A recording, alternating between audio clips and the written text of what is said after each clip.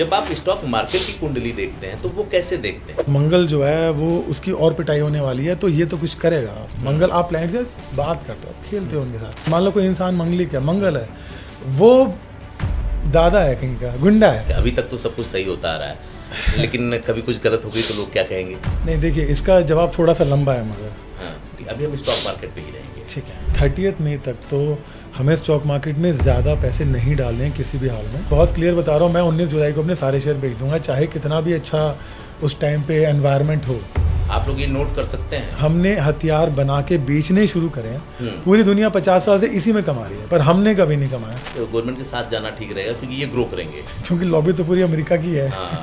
वही हमें बेच रहे हैं और वही टैरिफ बढ़ाएंगे, तो फिर वो क्या ही बचेगा।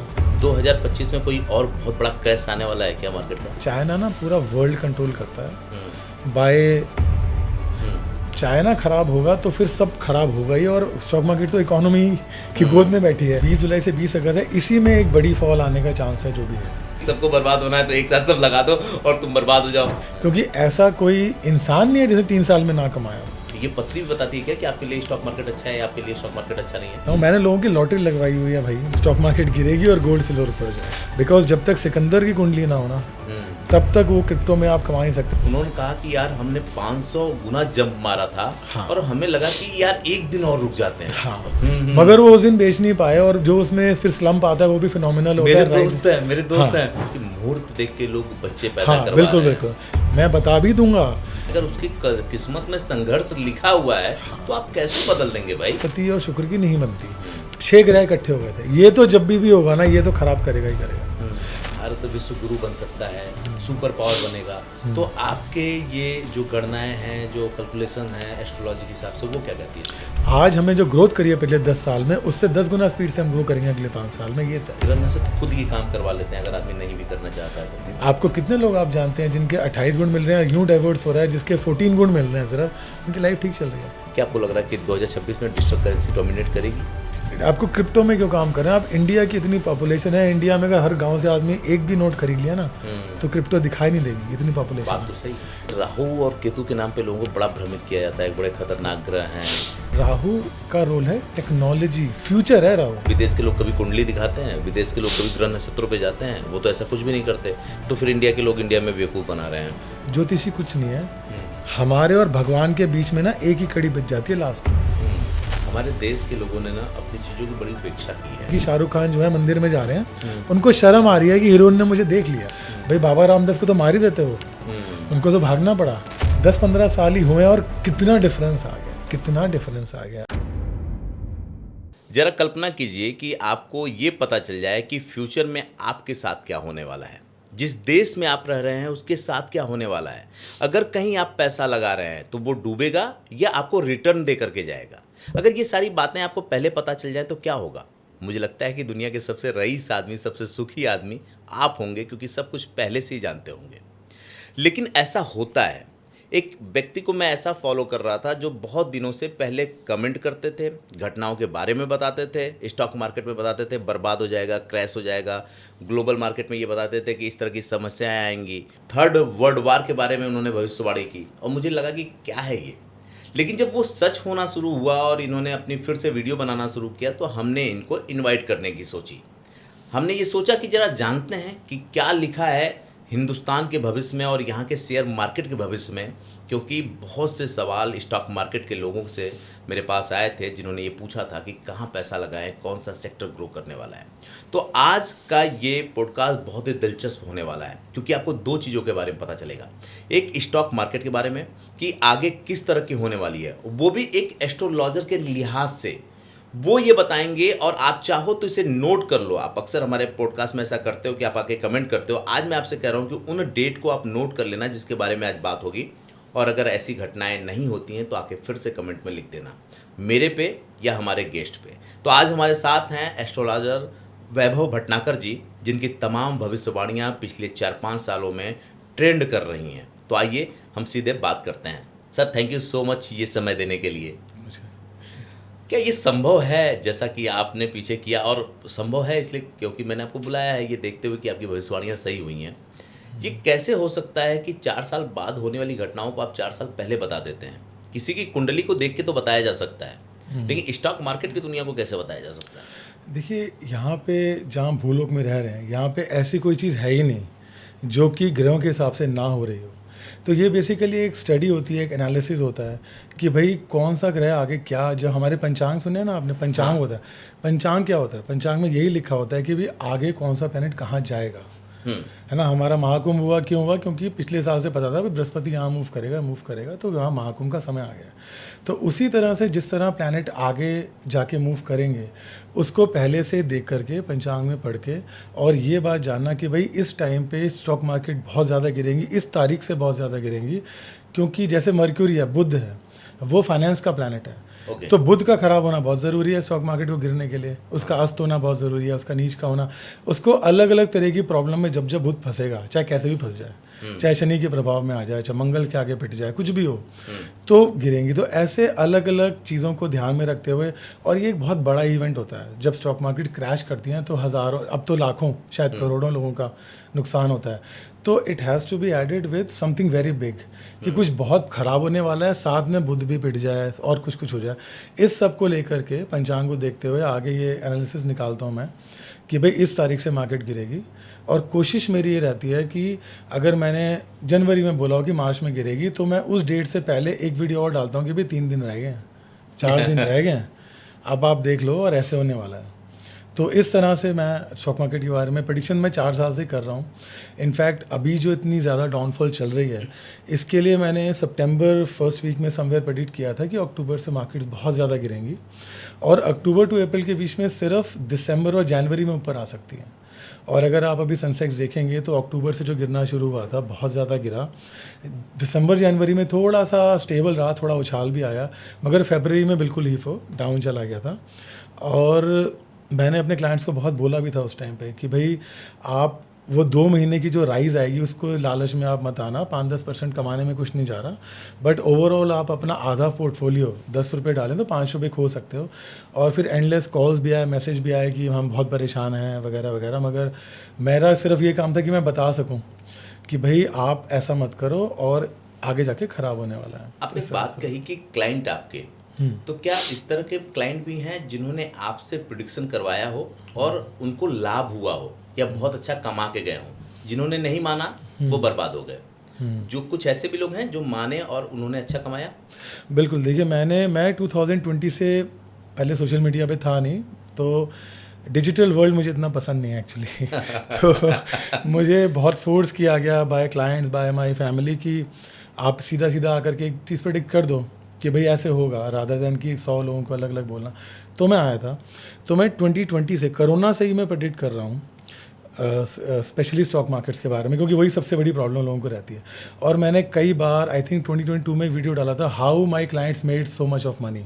अगर आप मेरे चैनल पे जाएंगे आपको मिल जाएगा वीडियो कि भाई मुझे एग्जैक्ट डेट नहीं पता, पर 2022 या 23 की बात है कि फरवरी में मार्केट गिरनी थी और मैंने जनवरी में बोला, फिर मैंने उसको बोला 7-8 फरवरी को कि देखो 10 तारीख से गिरेगी। फिर मैंने 26-27 फरवरी को क्लेम किया कि देखिए इतना इतना गिर गया, और यूएस मार्केट्स की single one day fall historic थी, वो शायद 700-800 पॉइंट तब तक कभी गिरी नहीं थी एक दिन में। तो ये हुआ था।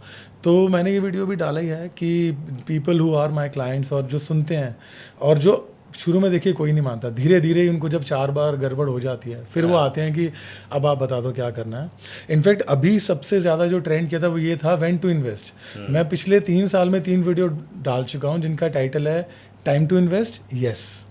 तो मैंने फाइनली अभी आई थिंक अप्रैल चल रहा है, राइट, अप्रैल की 10 या 11 तारीख को मैंने एक वीडियो, पहले तो अपनी व्हाट्सएप, एक बात और भी है, मेरा जो ब्रॉडकास्ट ग्रुप है व्हाट्सएप पे या व्हाट्सएप कम्युनिटी है, उसमें तो मैं रॉ वीडियो डाल देता हूँ, बस सीधा उठा के डाल देता हूँ। मुझे ये नहीं होता कि उसको एडिट कराएं और सब, it takes a lot of time, ताकि उनको टाइमली इन्फॉर्मेशन पहुँच जाए क्या होने वाला है।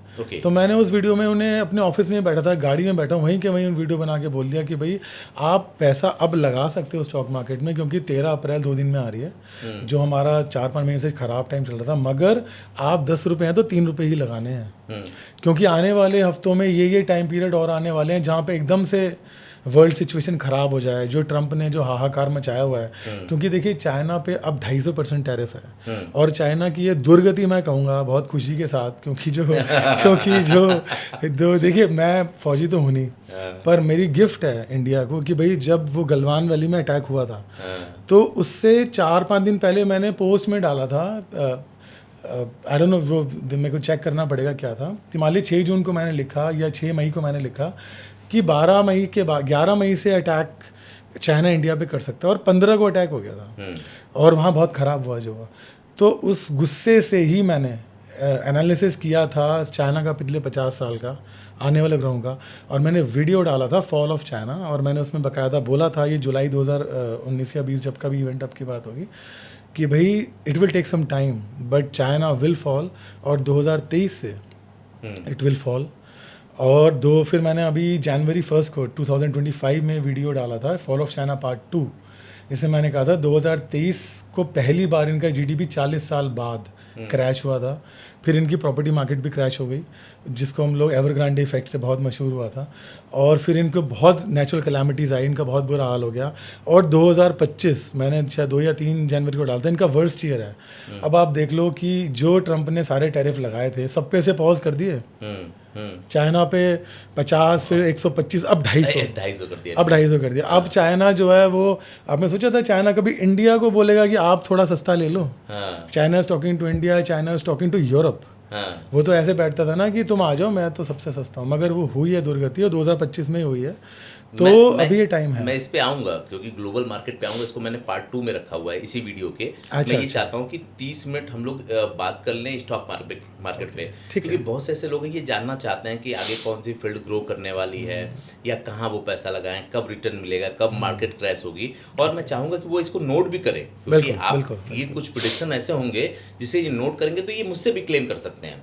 और मैं भी इस चोट पे बैठता हूँ, डंके की चोट पे, कि अगर कोई आ रहा है, अगर कोई चीज़ सही है तो वो मुझको भी बताए। मैं एक चीज़ जानना चाहूँगा, जैसे आपने चाइना के 50 साल का आपने देखा, या स्टॉक मार्केट का आप देख रहे हैं, हम लोगों का जब कुंडली कोई देखता है ना तो वो ग्रह, नक्षत्र, डेट, स्थान और टाइम देखता है। जब आप स्टॉक मार्केट की कुंडली देखते हैं तो वो कैसे देखते हैं? नहीं, स्टॉक मार्केट की कुंडली कोई नहीं होती। हाँ। देखिए एक बात पहले यहाँ बतानी बहुत ज़रूरी है, हर एस्ट्रोलॉजर अगर सक्सेसफुल है, अच्छा कर रहा है, तो वो साधना ही है, चाहे पिछले जन्मों की कमाई हो, चाहे इस जन्म में कंटिन्यू की हो। एक, अब जैसे मैं किसी को बोलने वाला हूँ कि ऐसा होगा, अब मैं बोलूँगा कैसे? एक तो कैलकुलेशन हो गई जो कुंडली की हो गई, एक होगा कि मेरे अंदर मेरी देवी या मेरे देवता एक भाव लाएंगे कि इसको बोलो, अब ये आना चाहिए, देवी सरस्वती से आना चाहिए। तो इसी तरह होता है कि ग्लोबल प्रेडिक्शंस में, अब आपकी तो कुंडली है, बहुत ईजी है मेरे लिए बताना कब, इट्स वेरी इजी, मगर जब मैं पूरे ग्लोबली बात कर रहा हूँ तो वो इवेंट का कोई डेट प्लेस टाइम तो है नहीं, तो it is an intuitive process. Suppose मुझे लगता है यार मंगल नीच का हो रहा है, मंगल वॉर का प्लैनेट है, और मंगल जो है वो उसकी और पिटाई होने वाली है, तो ये तो कुछ करेगा। मंगल, आप प्लैनेट से बात करते हो, आप खेलते हो उनके साथ, आप ये देखते हो यार मैं मंगल, मान लो कोई इंसान मंगलिक है, मंगल है, वो दादा है कहीं का, गुंडा है, वो कहेगा मैं तो तोड़ दूंगा सबको। अब उसको ना बांध के आप रख दो तो उसको लगेगा मैं छूट गया ना, तो फिर मैं छोड़ूंगा नहीं की चीज़ को। तो वही मंगल की हालत थी कि नीच का चला बहुत टाइम, पिछले साल के लास्ट क्वार्टर से, अभी अभी ठीक हुआ है। तो आपको लगता है अरे मंगल ना कुछ करेगा ज़रूर।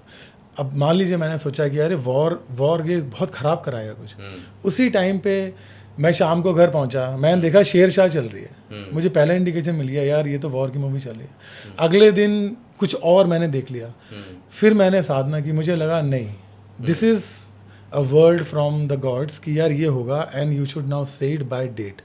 और फिर आप जो है अपनी पूरी विद्या जो आपने सीखी है, और आप फिर बैठ के जब एक चीज़ लिखते हो और आपको लगातार एक भाव आता है कि ये बोलना ही है, बिकॉज ये निश्चित है कि ये मेरे द्वारा बोला जाना है ही, तो मैं उसे अब रोक नहीं सकता, मैं खुद को भी नहीं रोक सकता, और फिर मैं then I will deliver it.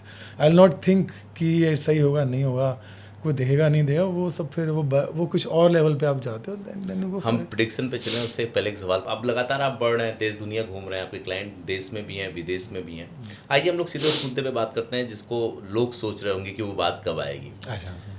मुझे ये बताइए, पिछले दिनों मैंने एक फाइनेंस एक्सपर्ट से बात की थी, तो लोगों ने ये पूछा था कि वो कौन सा सेक्टर है जो बूम करने वाला है, जिसमें वो पैसा लगाएं या स्टॉक खरीदें। स्टॉक तो मार्केट से बात हाँ, स्टॉक मार्केट की, अभी हम स्टॉक मार्केट पे ही रहेंगे, ठीक है। जिसमें उनको फ़ायदा होगा। और वो कौन सा समय होगा जब वो पैसा लगा सकते हैं, जो अभी सिनेरियो बना है उसमें क्या स्थिति होने वाली है? ओके, देखिए सबसे इम्पोर्टेंट बात यह है कि अभी मैं वर्ल्ड में वॉर सिचुएशन तो बनी रहेगी, वर्ल्ड वॉर 3 हो या ना हो, पर वॉर सिचुएशन तो है ही, और ये अभी तो चलेगी। यहाँ से इसलिए शुरू कर रहा हूँ, मैं स्टॉक मार्केट पे ही आ रहा हूँ, बट एक इंपॉर्टेंट बात यहाँ बता देता हूँ कि एक प्रेडिक्शन मैंने की हुई है कि 30 मई तक हम चिंता से बाहर नहीं आ सकते। 30 मई तक तो हमें स्टॉक मार्केट में ज़्यादा पैसे नहीं डालने हैं किसी भी हाल में। आप 30%, अभी तक मैंने ऑलरेडी प्रेडिक्शन कर दी थी वो तो मिड अप्रैल में 30% डाल दो।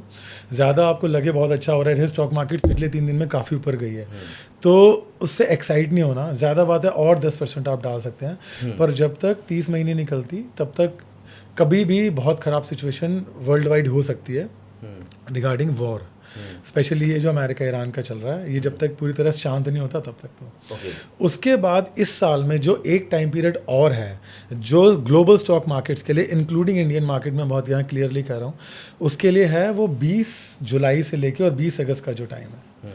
तो मैं पर्सनली बहुत क्लियर बता रहा हूँ, मैं 19 जुलाई को अपने सारे शेयर बेच दूंगा, चाहे कितना भी अच्छा उस टाइम पे एनवायरनमेंट हो। आप लोग ये नोट कर सकते हैं। हाँ, 20 जून से 20 जुलाई, 20 जुलाई से 20 अगस्त, 20 जुलाई से 20 अगस्त। आपका कहना है कि वो सबसे बुरा दौर होगा, ऐसा? वो वाला टाइम स्टॉक मार्केट्स के लिए और वॉर सिचुएशन के लिए आखिरी टाइम है इस साल का।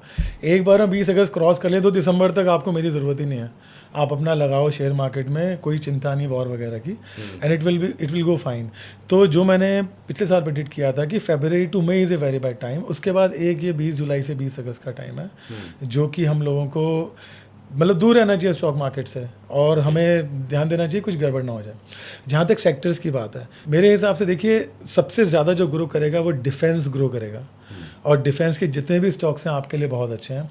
मुझे पर्सनली भारत इलेक्ट्रिकल्स और HL बेहद पसंद है, क्योंकि उसको बहुत ज़्यादा इनको पुश दिया गया है, और जब से बीजेपी आई है तो थैंकफुली हमारी भी एक तो कंट्री में एमुनेशन की चीज़ बढ़ी है, और हमने पहली बार, जो मुझे पता है, मैं इसका रिकॉर्ड नहीं है, बट हमने हथियार बना के बेचने शुरू करे हैं। पूरी दुनिया 50 साल से इसी में कमा रही है, पर हमने कभी नहीं कमाया, अब हम उस पर आ गए हैं। तो ये HL का यही काम है कि अगले 10 साल की उसकी ऑर्डर बुक है, और जो वॉर सिचुएशन चल रही है, मोदी जी ज़रूर चाहेंगे कि हम कम से कम खरीदें, इतना पैसा जाता है, तो वो हो सकता है और यूनिट्स लगा दें और फैक्ट्रीज बढ़ा दें भारत इलेक्ट्रॉनिक्स की और HL की, ताकि ये कंपनियां ज़्यादा जल्दी बना सकें और डिलीवर कर सकें प्रोडक्ट्स। मतलब आप ये कह रहे हैं गवर्नमेंट के साथ जाना ठीक रहेगा, क्योंकि ये ग्रो करेंगे। हाँ, और गवर्नमेंट डिफेंस को सबसे ज़्यादा ग्रो करेगी, क्योंकि वो टाइम आ गया है कि कभी भी कुछ भी हो सकता है। तो इसीलिए हमारे को अपना डिफेंस, अब जितना इंपोर्ट करेगा उतना पैसा जाएगा, तो खुद ही बनाओ। तो जो कंपनियां, और भी आप लोग जानते होंगे, जो लोग बहुत स्टॉक, मैं तो जोची हूँ, स्टॉक मार्केट में ज़्यादा दखल नहीं है, बट जो स्टॉक मार्केट में ही हैं उन लोगों को तो डिफेंस के शेयर चॉकआउट कर लेने चाहिए, और उनको उनमें देखना चाहिए कि हम इसमें अपना काफ़ी एटलीस्ट 30% एक्सपोजर इसमें कर सकते हैं।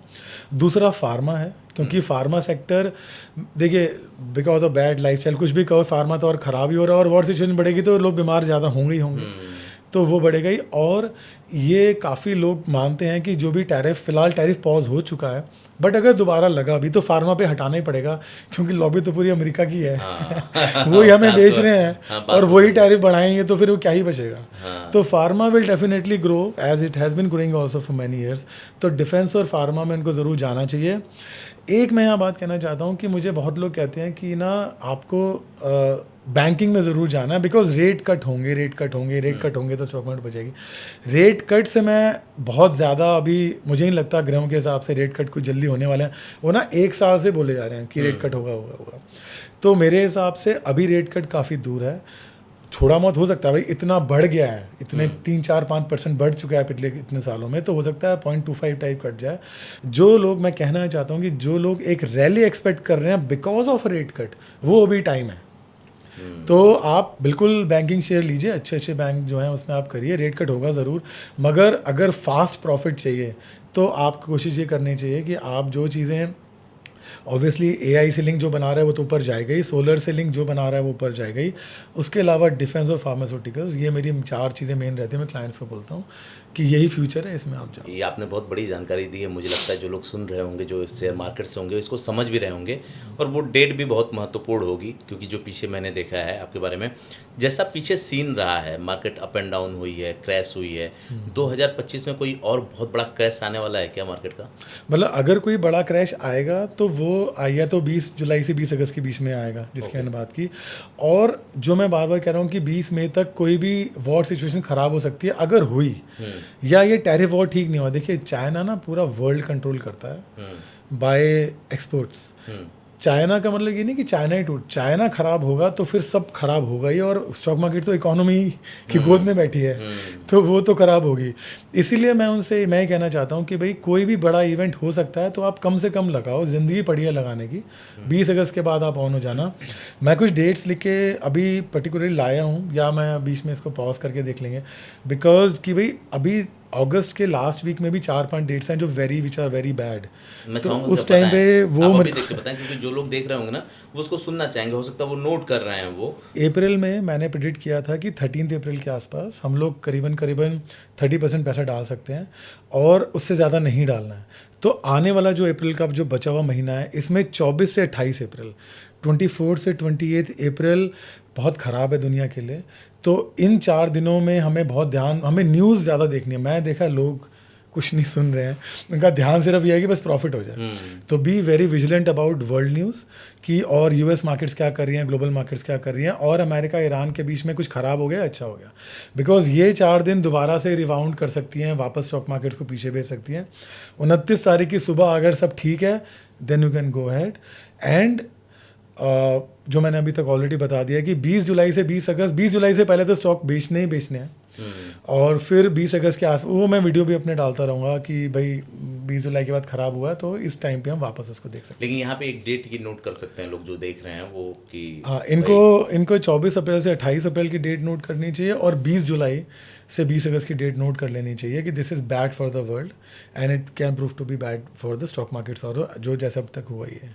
अच्छा, 2025-2026 में निफ्टी या सेंसेक्स में कोई हाई ऐसा वो जंप आने वाला है क्या 2025-26 में? हाँ, मेरे हिसाब से तो ये जो 20 जुलाई से 20 अगस्त है, इसी में एक बड़ी फॉल आने का चांस है जो भी है, अदरवाइज नहीं है। नहीं, देखिए अगर ऐसा एक्चुअली मैं हमेशा ना डेट्स पे रहता हूँ, आप ईयरली बात कर रहे हैं। हाँ। तो नहीं, मुझे लगता है 2025 ही वो एक बहुत बुरा साल हो सकता था, या हो गया है ऑलरेडी, जिसमें सब खराब होगा।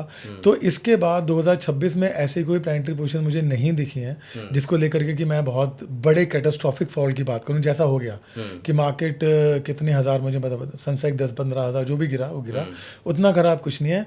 हाँ, ऐसा कोई साल नहीं होता जिसमें कि 1-8 महीने मार्केट ना करेक्ट हो।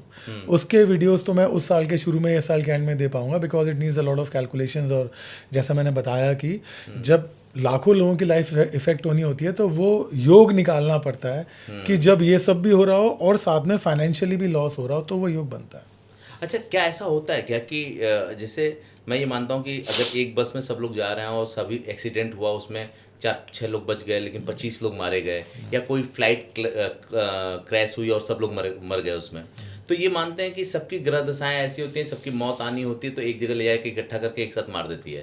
तो क्या स्टॉक मार्केट में भी ऐसा होता है क्या कि सबको बर्बाद होना है तो एक साथ सब लगा दो और तुम बर्बाद हो जाओ, और कुछ उसमें बच भी जाते हैं, बड़े कुछ बच जाते हैं? हाँ, नहीं, ये तो देखिए होता ही है।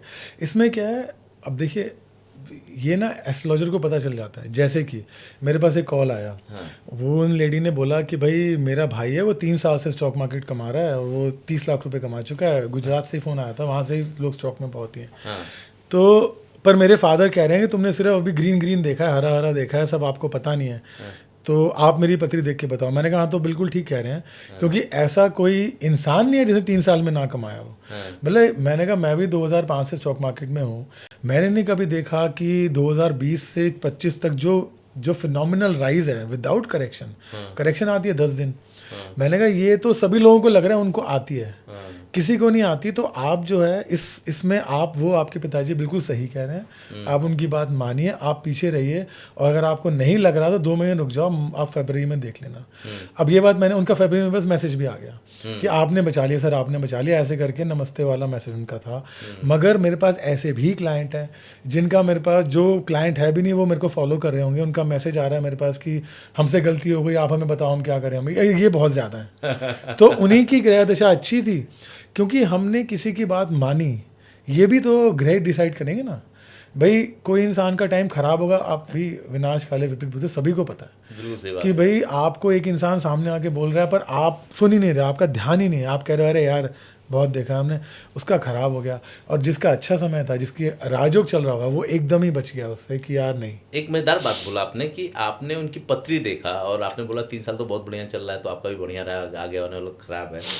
तो क्या पत्री देख के कोई स्टॉक मार्केट में अपना इन्वेस्ट कर सकता है क्या? ये पत्री भी बताती है क्या कि आपके लिए स्टॉक मार्केट अच्छा है या आपके लिए स्टॉक मार्केट अच्छा नहीं है? हाँ, मतलब ये तो बहुत ही इंपॉर्टेंट बात है किसी के लिए भी।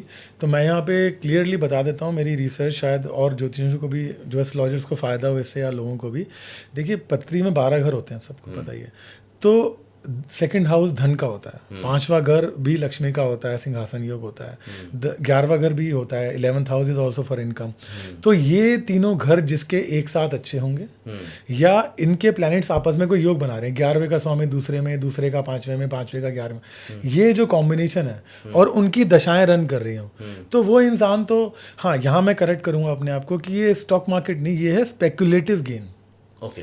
तो आप चाहे स्टॉक मार्केट में हो तो स्टॉक मार्केट में होगा, आप गोल्ड में हो तो गोल्ड में होगा, आप जिस भी, आप आजकल तो हर चीज़ की ट्रेडिंग हो रही है, चाहे वो रॉ पेट्रोल हो, रॉ क्रूड ऑयल हो।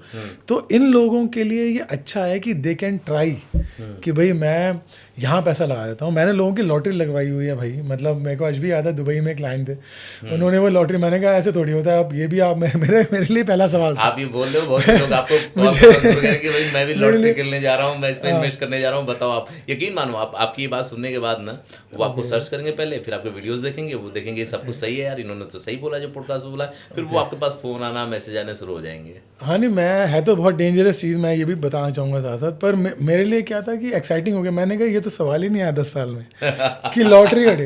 तो मैंने उनको बताया and this is was a very great incident. मतलब बड़ा कमाल की बात हुई, वो दुबई में थे और उन्होंने 50 दिरहम की लॉटरी ली और सिर्फ 200 दिरहम की लगी।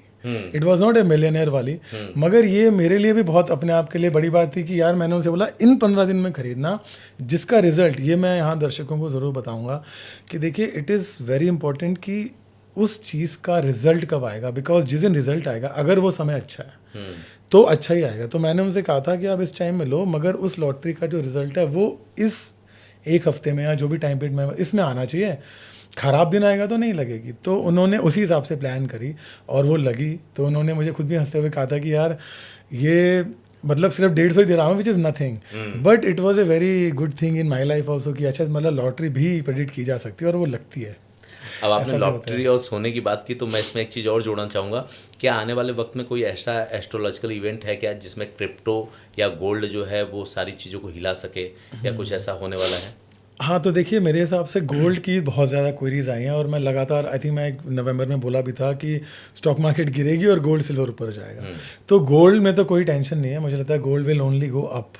ये ज़रूर है कि एक लिमिट होती है हर चीज़ की, तो अगर इतना ऊपर चला गया थोड़ा स्टेबल हो जाएगा फिर चला जाएगा। तो गोल्ड में तो लोग कर सकते हैं। बीच में आप देखिए ये लोगों को समझना चाहिए कि मान लो 50 से शुरू हुआ, 80,000 हो गया, 80 से वो 76,000 भी होता है ना, तो एकदम ही भाई 30,000 रुपये ऊपर चला गया, 4,000 गिरा है और फिर वो ऊपर जाना ही है। तो छोटे छोटे ब्रेकडाउन्स पे आप मत देखो, उसका ओवरऑल ट्रेंड ऊपर ही है। बिकॉज ये जो वॉर सिचुएशन शुरू हुई है ना, ये ख़त्म नहीं होगी कम से कम, ये तो मुझे पता ही है। तो जब तक दुनिया में ये सब हो रहा है तब तक गोल्ड ही इज़ समथिंग जिसकी वैल्यू रहेगी और वो तो ऊपर जाएगा ही जाएगा।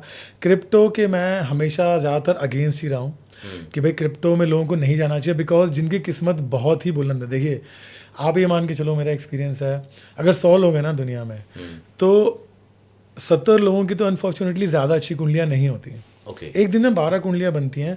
बहुत से लोग आजकल क्या करें, मुहूर्त डिलीवरी बहुत कराते हैं। अब वो मेरे को बोलेंगे कि ये बड़ा अच्छा, एक अच्छा इंसिडेंस मैं बताऊंगा।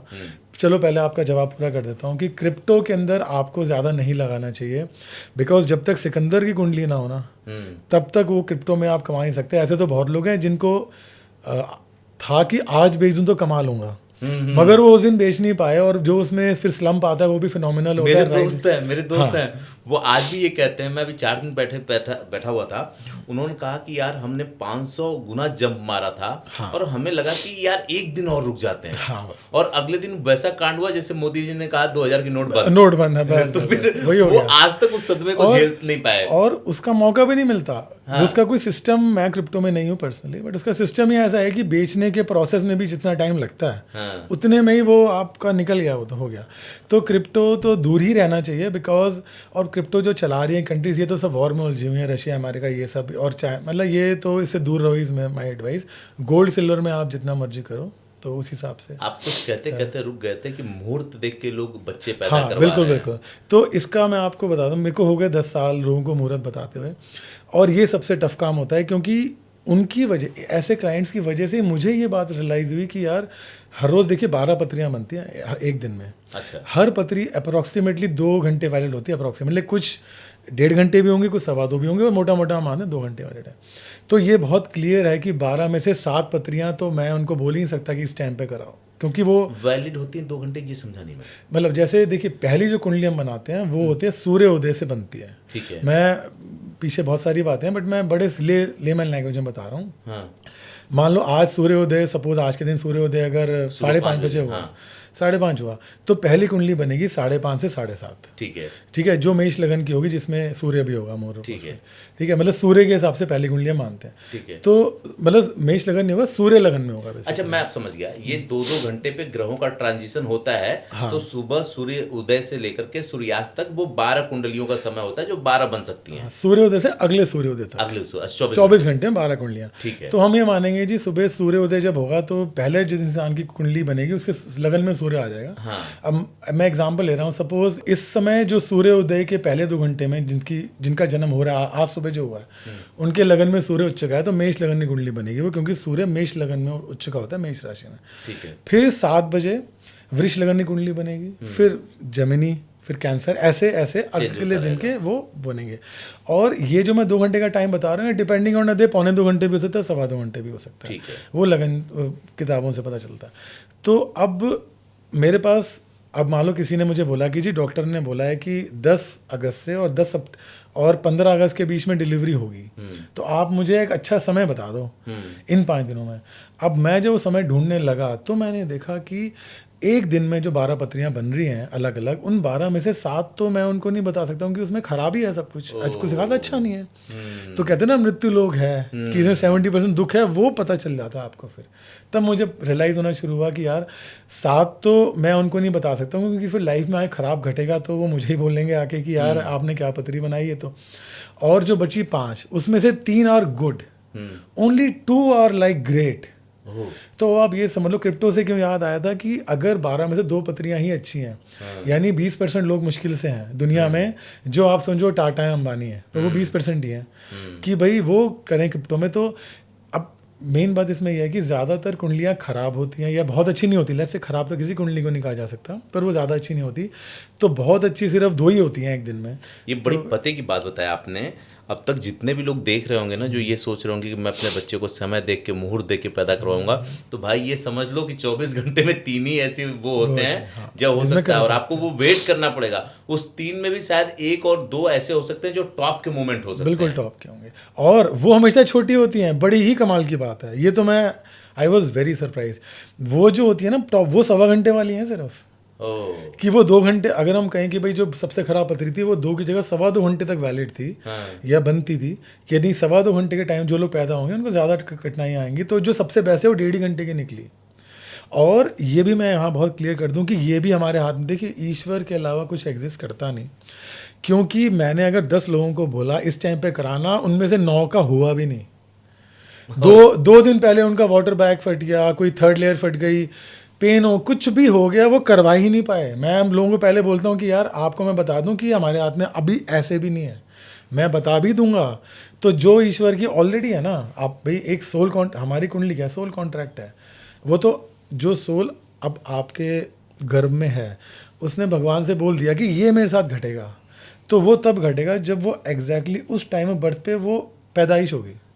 तो वो मेरे कहने से चेंज नहीं होगा, वो एक दिन पहले गाड़ी खराब हो जाएगी, लाइट चली, कुछ तो भी हो ही जाएगा। अब यहाँ पे इसको समझिए, उनको प्रीपॉइंट करना पड़ेगा उसको, फिर कहेंगे सर वो हो ही नहीं पाया, वो तो ऐसे, इतने मैं सुन चुका। नहीं ऐसा मैं इसको किसी दूसरे एंगल से देख रहा हूँ। मैं ये देख रहा हूँ कि जो वो कहते हैं ना कि आदमी अपना प्रारब्ध लेके पैदा होता है, तो जो पैदा होने वाला है, जो जीव आने वाला है, अगर उसकी किस्मत में संघर्ष लिखा हुआ है, तो आप कैसे बदल देंगे भाई? नहीं बदल सकते। ज्योतिष आपको उपाय बता सकता है, चीजों को थोड़ा कम कर सकता है, लेकिन आपके प्रारब्ध को नहीं बदल सकता। ये आपने जस्टिफाई कर दिया, ये बहुत बड़ी बात है। मतलब मेरे नॉलेज में, मैं थोड़ा बहुत जो लोगों से मिलता हूँ, थोड़ा बहुत जो जानता हूँ, मुझे ये समझ में आया कि अगर आप मुझसे कोई ये बात करे कि भाई मैं तो अपना डेट देख के बच्चा पैदा करवाऊंगा, तो मैं उससे डंके की चोट पे ये कह सकता हूँ कि भाई अगर प्रारब्ध में होगा तो बच्चा बिना डेट देखे भी सही आएगा होगा। यस, और नहीं होगा बिल्कुल नहीं आ सकता। बिल्कुल ऐसे मेरे पास हैं क्लाइंट्स। नॉर्मली क्या होता है, ये जरूर मैं जो बोलने वाला हूँ ज़रूरी नहीं ऐसा हो ही, पर ज़्यादातर देखा है कि 2 बच्चे होते हैं तो एक की हमेशा दूसरे से काफ़ी अच्छी होती है। हाँ। एक की नहीं होती है, मैंने बहुत ज़्यादा नोट करा, बताया कभी नहीं है किसी को। तो ऐसे मेरे पास आती हैं कुंडलियाँ कि मैं देखता हूँ यार दोनों की इतनी अच्छी है, मतलब ये तो क्या 1000 में 1 केस ऐसा होता है। तो वही है कि भाई उनके पिछले जन्म में कर्म इतने अच्छे हैं कि खुशहाली ही चलेगी, हमेशा चलेगी, दोनों बच्चे वेल सेटल होंगे, तो वो भी लेके आए हैं अपने पिछले जन्मों का प्रारब्ध जिससे हमने करना। चलिए वापस हम स्टॉक पे आते हैं। वो कौन से ग्रह होते हैं जो स्टॉक मार्केट के लिए बड़े ही जिम्मेदार होते हैं कि वो ग्रह ही स्टॉक मार्केट की दशा बदलते हैं? जैसे आप मंगल कह रहे थे, बुध कह रहे थे, तो क्या किस तरह का? तो इसको देखिए एक्सप्लेन करने में पहले मुझे बोलना है, पहले मैं ग्रहों पे आ जाता हूँ। तो बुध सबसे मेन ग्रह मैं मानता हूँ, बिकॉज बुध जो है वो फाइनेंस का कारक होता है। स्टॉक मार्केट पूरी तरह फाइनेंस ही है वो, और कुछ है ही नहीं उसके अलावा। तो पहली बात तो हो गई कि Budh is very important for that, कि जब भी बुध की बहुत बुरी दशा होगी स्टॉक मार्केट्स खराब हो जाएंगी, कुछ गड़बड़ होगी। दूसरा हमें ये देखना ज़रूरी हो जाता है कि भाई ओवरऑल कुछ ऐसा बड़ा होना ज़रूरी है जो कि पीपल एट लार्ज, मासेस को इफेक्ट कर जाए। तो मासेस को कब चीज़ें इफेक्ट करेंगी? Brihaspati is a planet of people, public का प्लैनेट होता है। तो हम ये देखते हैं यार बृहस्पति, जैसे अभी बृहस्पति इस साल इतना बुरा क्यों भी हुआ है, बृहस्पति शुक्र की राशि में बैठा है। बृहस्पति और शुक्र एनिमी प्लैनेट है। जो ज्योतिष पढ़े हुए हैं बताएंगे आपस में दुश्मन है, बृहस्पति और शुक्र की नहीं बनती। बृहस्पति जो है वो टॉरस में बैठा हुआ है, वृष राशि में। तो Brihaspati is not comfortable, basically ये बात है। तो ये तो खैर 1 साल 13 महीने बृहस्पति वहीं रहा, पर इस 13 महीने में उसने गिरा भी दी। तो we have to look for combinations, कि बृहस्पति ऑलरेडी खराब है तो लोगों को प्रॉब्लम होगी। स्टॉक मार्केट ही नहीं, लोग जो जिनको डिपोर्ट किया गया है, जो टैरिफ में फंस गए हैं, मतलब बहुत ज़्यादा खराब हो गया लोगों के साथ एट लार्ज। तो बृहस्पति, मुझे पता था कि यार बृहस्पति खराब राशि में अनकंफर्टेबल है, ये तो कुछ करेगा ही। फिर ऊपर से जब मर्क्यूरी बहुत ज़्यादा खराब हुआ तो वो सेकंड उसके अंदर ऐड हो गया। और मैं अभी भूल रहा हूँ थोड़ा सा, बट मैंने वीडियोस में डाला हुआ है कि इकट्ठे 4-5 प्लैनेट अभी मार्च लास्ट वीक की बात है कि 6 ग्रह इकट्ठे हो गए थे। ये तो जब भी होगा ना, ये तो खराब करेगा ही करेगा। तो वो जो मैंने 4 डेट्स लिखी थी 27 से 30 मार्च, जिसमें कि ईरान, सारी अरब कंट्रीज मिलके, सारी तो नहीं पर जितनी भी ये थी, उन्होंने अमेरिका, मतलब न्यूज़ आ रही थी कि दे आर वार्निंग अमेरिका कि हमें ये मत सोचना कि हम कुछ नहीं। और रशिया, मतलब ये बहुत ही, अगर आप उन 4 दिन की न्यूज़ पढ़ लोगे पता वो बड़ा एक क्रूशियल मामला, और क्या होगा, नदी में ये तैनात हो गया, ये हो गया, हाँ उसने यहाँ भेज दिया। और उन्होंने, और आई एम नॉट श्योर मैं क्लियरली, पर शायद बहुत बड़ा भूकंप भी उन्हीं 4 दिनों में कुछ तो भी हुआ है उसके आसपास। तो जब बृहस्पति खराब होगा, बुध खराब होगा और सारे ग्रह एक साथ हो जाएंगे, जो हर 1-2 साल में एक बार होता ज़रूर है ऐसा। तो ये 3-4 तो बेसिकली क्या है कि आपको इंट्यूशन होता है यार, एक चीज़ खराब है, 2 खराब है, 3 खराब है, फिर आप कहते हो ये अब ये खराब करेगा। अकेला बुध नहीं कर सकता, अकेला बृहस्पति नहीं कर सकता। तो बेसिकली कॉम्बिनेशन ऑफ प्लैनेट्स ही ये बात वो करती है, और इस वजह से मैंने प्रेडिक्शन की थी। वो पॉइंट था। अब आपने देश विदेश की चर्चा कर ही दी है, तो जरा ये भी जान लेते हैं कि जो आने वाला वक्त है, इंडिया, यूएस, चाइना कैसा होने वाला है, या अभी जो 3rd वर्ल्ड वार की बात कर रहे थे, आपने कहा था यूक्रेन और रसिया का जंग शुरू होने वाला था, आपने एक डेट दी थी, उसी में शुरू भी हो गया था, वो मैंने देखा था आपका।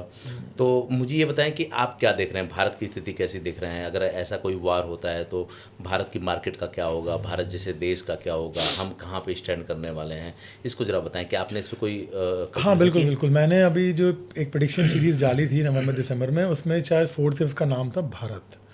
और उसके अंदर मैंने बहुत क्लियरली ये बात बताई थी कि भाई अगेन इंडिया के लिए भी टाइम टफ है ही, जो कि चल भी रहा है, इंडिया की स्टॉक मार्केट भी गिरी, इंडिया पे भी टैरिफ लगा था, पर मैंने उसमें बहुत क्लियरली कहा था कि भाई ये सब कुछ होने के बाद जो भी होगा या हो रहा है, India will be one of the top countries जो कि सबसे अच्छा बाहर निकल के आएंगे। अच्छा, सबसे अच्छा रहेगा। मुझे भारत पे कोई बड़ी मतलब बड़े प्रॉब्लम संकट का कोई भी चांस नहीं नज़र आता, क्योंकि जैसे मैंने ऑलरेडी हमने कई बार बात की आज कि 30 मई तक और फिर वो 20 जुलाई से 20 अगस्त सबके लिए ख़राब है। उसमें कोई इनकन्वीनियंस होगी, स्टॉक मार्केट गिर सकती है, जो बिल्कुल गिरेगी, गिर सकती है, या उस टाइम पे आपको न्यूज़ आ जाएगी कि भाई कोई भूकंप आ गया या कुछ यूएस ने फिर कर दिया। मगर जब हम लोग इस साल को एंड कर रहे होंगे तो पता चलेगा पहले से बहुत बेहतर कर रहे हैं।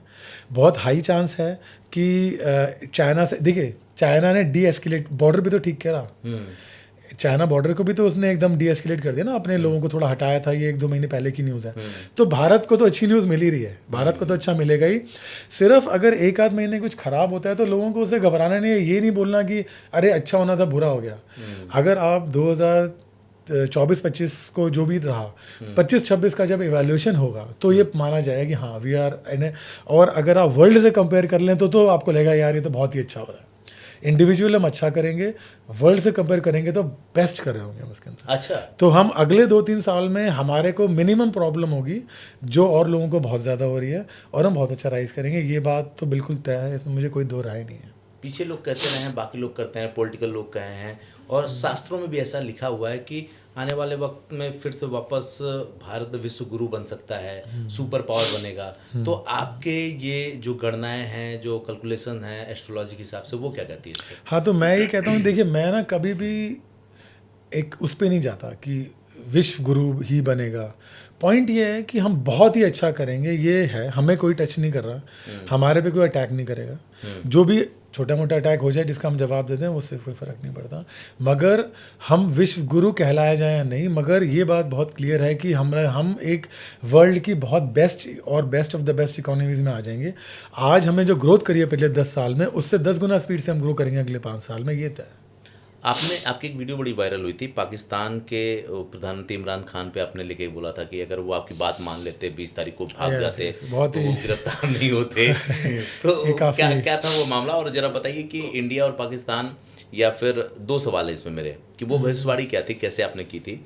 दूसरा, जो बांग्लादेश की स्थिति बनी हुई है, आप देखेंगे इंडिया में भी गृह युद्ध की जो स्थिति बनी हुई है अलग अलग राज्यों में, कोलकाता आप देख लो, या पाकिस्तान के जो षड्यंत्र है, इंडिया कितना इससे डोमिनेट होगा या कितना नुकसान होगा इसका? तो देखिए एक्चुअली थोड़ा ये रहता है, देखिए हम हैं तो इंसान ना, ये जब देश हैं कुछ भी हैं, ये एक तो हमने बनाए हैं। ओवरऑल मुझे कुछ मेरे ग्रुप में लोग ये बोलते थे कि यार Imran Khan is one of the best prime minister Pakistan can never have. अगर कभी कुछ अच्छा होगा तो वही कर सकता है, वो देश के लिए सोचता है, ऐसा कुछ मैंने सुना था। तो और काफ़ी न्यूज़ आ रही थी कि उनके अगेंस्ट बहुत बड़ा प्रपंच चल रहा है, कुछ हो रहा है। तो मैंने थोड़ा मेरा गौर मैंने सोचा करता हूँ, मैंने कोई उनकी पत्री वगैरह देखा इंटरनेट पे, कुछ मुझे मिला। तो मैंने 2-3 महीने पहले ये चेक करा कि एक्चुअली इंटरनेट की पत्रियाँ ज़्यादातर गलत होती हैं। तो मैंने जब एनालाइज कर लिया कि यार जो ये तो पत्री ठीक ही लग रही है मुझे, तो मैंने जब ये देखा कि भाई इन पे बहुत बड़ी मुसीबत आने वाली है, तो मैंने फिर एक प्रेडिक्शन के बारे में करनी शुरू करी।